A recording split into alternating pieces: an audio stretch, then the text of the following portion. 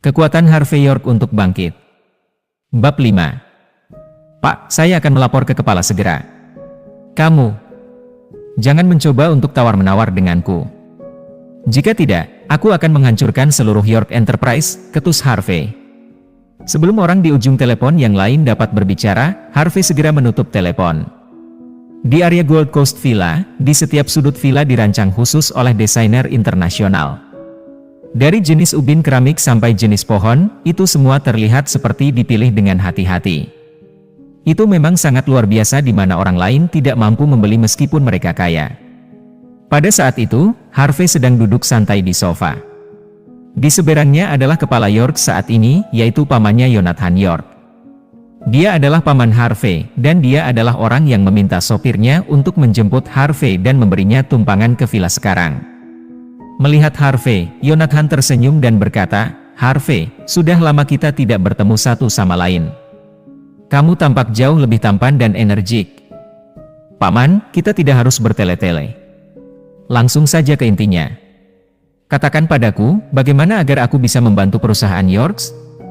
Dengan cara apa Anda ingin saya mengendalikan seluruh situasi?" Harvey bertanya dengan tenang, dan dia bahkan tidak melihat Jonathan. Jonathan mencibir. "Harvey, kamu pasti orang yang lugas. Lalu, aku akan jujur denganmu, pada saat ini, Jonathan tampak sangat tidak berdaya. Dia adalah orang yang berpengaruh dan berkuasa di Niumhi. Dia bisa memberikan dampak besar pada seluruh kota hanya dengan melakukan tindakan belaka.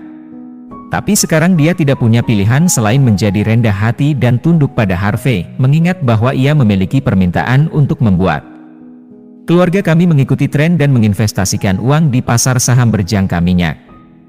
Akibatnya, kami menderita kerugian besar. Sekarang dana keluarga kami adalah cukup. Berapa banyak yang kau butuhkan?" "Tidak banyak, hanya sekitar $1 miliar." "Apa?" Mata Harvey sedikit berkedut. $1 miliar? Mengapa kau tidak pergi dan merampok ban? Mengenai itu, pemimpin York, saya masih memiliki beberapa bisnis lain untuk ditangani. Aku akan pergi dulu." Harvey segera berdiri dan hendak pergi. "Harvey!" Jonathan menjadi sangat cemas pada saat itu. Dia segera berkata, "Kami memang membutuhkan uang sebanyak ini. Jika kita tidak memilikinya, dana kita akan dipotong, dan perusahaan besar kita akan hancur. Selain itu, saya dapat memenuhi permintaan Anda." Harvey menatap jauh ke dalam mata Jonathan dan berkata dengan agak tak berdaya, "Aku melihat ketulusanmu. Tapi masalahnya adalah di mana saya bisa mendapatkan uang sebanyak itu? Harvey, apakah kamu benar-benar ingin melihat keluarga kita hancur seluruhnya? Anda memiliki sekitar $1 triliun di rekening luar negeri Anda. Anda dapat membantu menyelamatkan Yorks hanya dengan memberi kami sedikit dari itu?" Jonathan menjadi sangat gugup sehingga matanya menjadi merah. "Jangan lupa dari mana asalmu." Awalnya, Harvey tersenyum. Ketika dia mendengar itu, ekspresi wajahnya memburuk.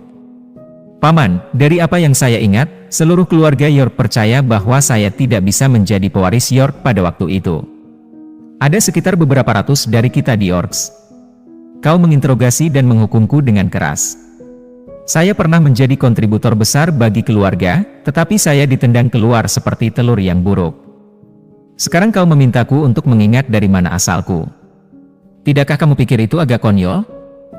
Mengapa Anda tidak memikirkan berapa banyak uang yang saya hasilkan untuk keluarga selama bertahun-tahun, bekerja sangat keras?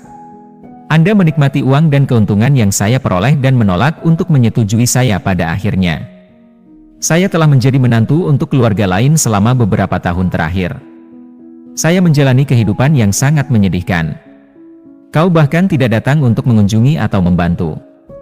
Jika kau tidak dalam krisis besar, apakah kau masih ingat tentang pewaris sebelumnya sekarang?"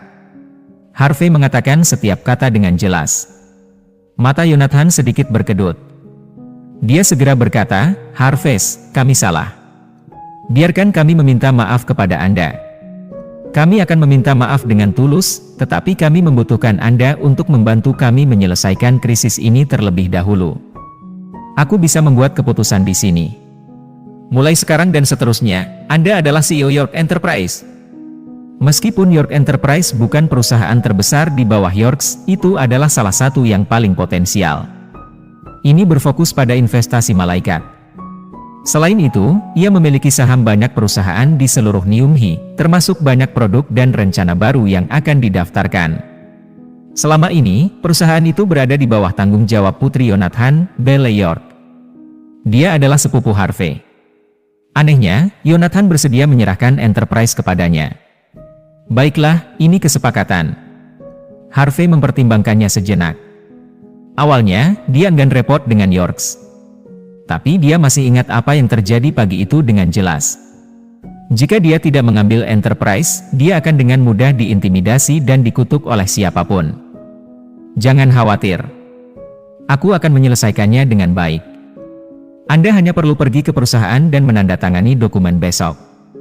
Selain itu, aku akan mengatur mawar dari Praha juga. Yonathan menghela nafas lega. Jika Harvey tidak setuju untuk membantu mereka, Yorks pasti akan sangat menderita meskipun mereka tidak bangkrut. Harvey tidak peduli tentang dia. Jika dia tidak dapat menangani masalah kecil seperti itu, dia bahkan tidak bisa bertahan di bidang bisnis. Ngomong-ngomong, pinjamkan aku setelan ini. Harvey hendak pergi. Tapi dia melihat setelan baru di sofa, dan matanya cerah. Dia akan menghadiri pertemuan dengan teman-teman sekelasnya dari perguruan tinggi malam itu, dan dia masih cemas bahwa dia tidak memiliki pakaian yang bagus untuk dipakai. Sudah terlambat baginya untuk pergi dan membelinya sekarang, jadi dia memutuskan untuk meminjamnya dari Yonathan. Bukan apa-apa. Jika Anda suka, bawa saja. Ini hadiah dari Amani, dan label harganya masih utuh. Yonathan mengangguk dengan santai. Meskipun setelan itu mahal, itu tidak berarti apa-apa jika dibandingkan dengan $1 miliar.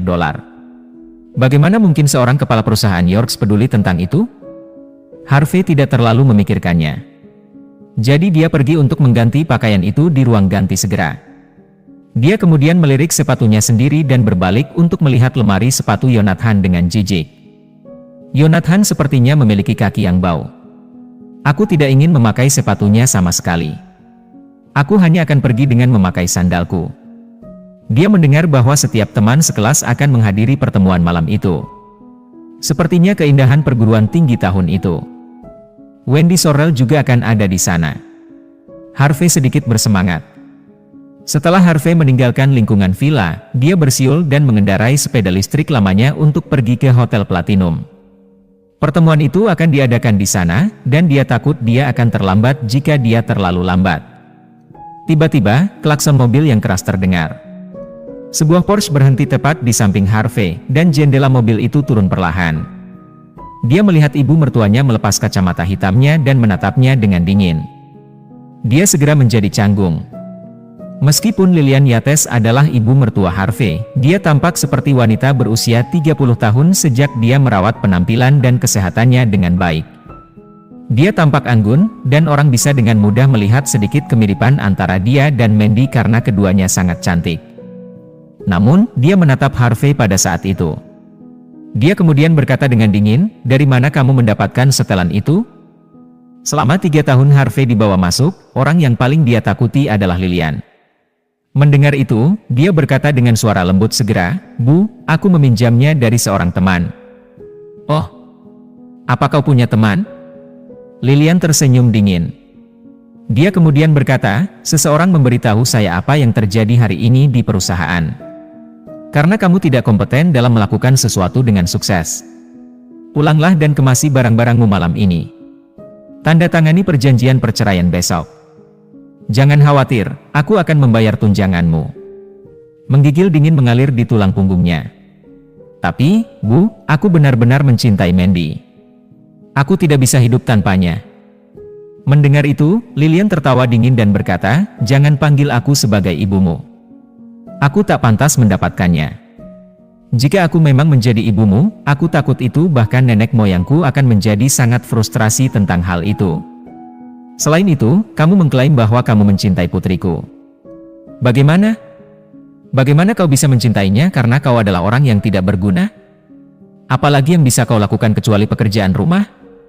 Apakah kau sadar bahwa kau telah menghancurkan tahun-tahun utama kehidupan putriku selama 3 tahun terakhir? Baru saja, Don menelepon saya. Dia mengatakan bahwa dia bersedia membayar $1 juta sebagai hadiah pernikahan, selama aku memberinya restu dan membiarkan dia menikahi Mandy. Kau tahu berapa harganya? Aku takut bahwa kau tidak yakin tentang itu.